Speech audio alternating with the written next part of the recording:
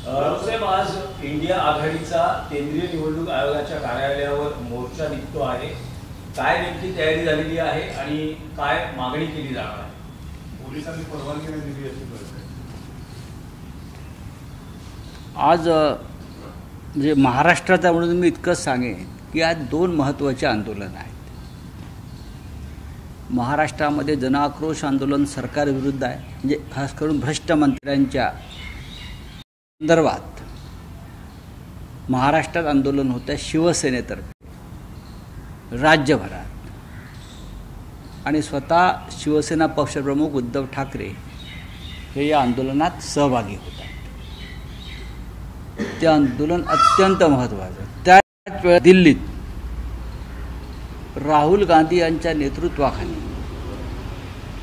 India आघाडीचे सर्व खासदार, लोकसभा, राज्यसभा, इतर प्रमुख लोक आम्ही संसद भवनापासून निवडणूक आयोगाच्या मुख्यालयापर्यंत, निर्वाचन सदनपर्यंत मार्च काढणार आहोत, मोर्चा.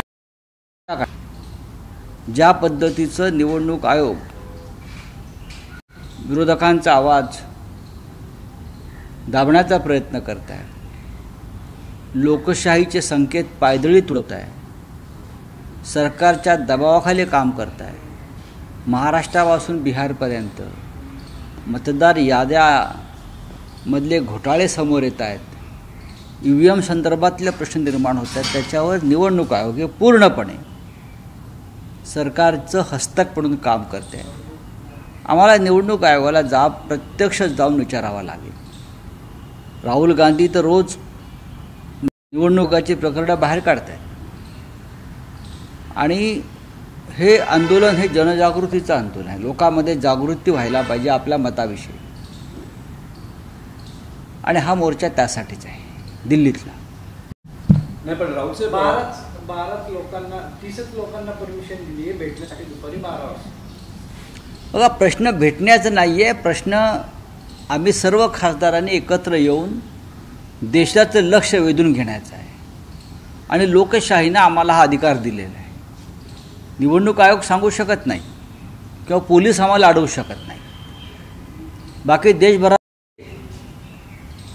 काँग्रेसची सरकार आहे, तिथे BJPचे लोक आंदोलन करत आहेत. या दिल्लीमध्ये भाजपतर्फे मोठमोठी संमेलनं, सभा आणि गोंधळाची कामं होत आहेत. मग आम्ही जर आमच्या लोकशाहीच्या रक्षणासाठी एखादं आंदोलन करत असू तर त्याला रोखण्याचं कारण काय? ही काय इमर्जन्सी किंवा सेन्सॉरशिप काय लावलं आहे पाहावं लागेल ना मला. आम्ही जाऊ ना, रस्त्यावर उतरून आम्ही काय करतील, आम्हाला अटक करून तुरुंगात टाकतील, आम्ही तयारी आहे. नाही, पण राहुल साहेब, निवडणूक आयोग असं म्हणतोय की राहुल गांधी हे फक्त आरोप करतात.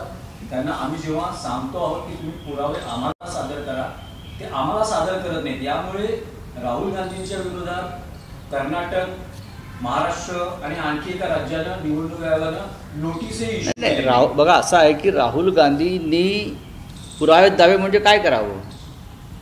राहुल गांधी हे देशाचे किंवा लोकसभेचे विरोधी पक्षनेते आहेत. त्यांनी संविधानाची शपथ घेतलेली आहे, ते सत्य बोलत आहेत, त्यांनी पुरावे समोर आणलेले आहेत. प्रत्येक वेळेला तुम्हाला पुरावे द्यायची गरज काय? महाराष्ट्रामध्ये आम्ही पुरावे दिले ना. काय केलं निवडणूक आयोगानं? महाराष्ट्रामध्ये आम्ही पुरावे दिले निवडणूक आयोगाला. हा निवडणूक आयोग म्हणजे दुतोंडे गांडूळ आहे. निवडणूक आयोगावरती आमचा स्वतःचा विश्वास नाही आहे.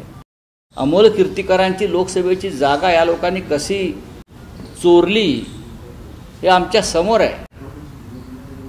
शिवसेना हे नाव आणि चिन्ह याच निवडणूक आयोगानं चोरून कसं दुसऱ्या चोरांच्या हातात दिलं हे आम्ही पाहिलं आहे.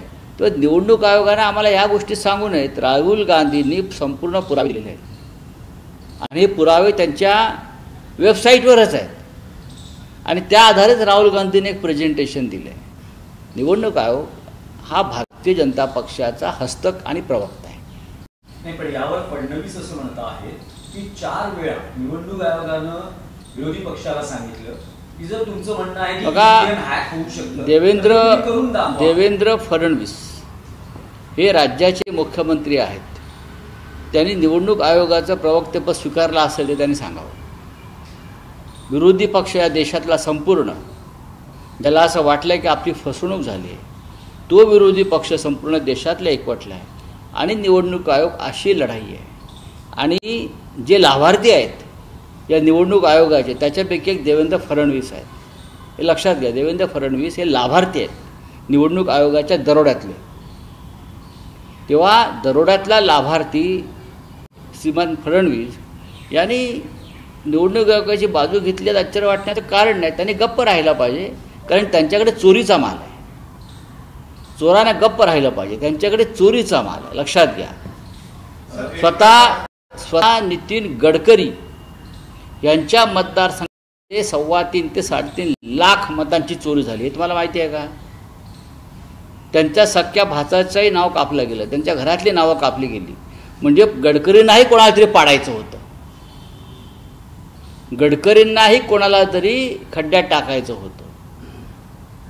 त्यांच्या मतदारसंघात इतकी मतं जर वगळली गेली तर विरोधी पक्षांच्या बाबतीत काय झालं याचा विचार न केलेला बरा.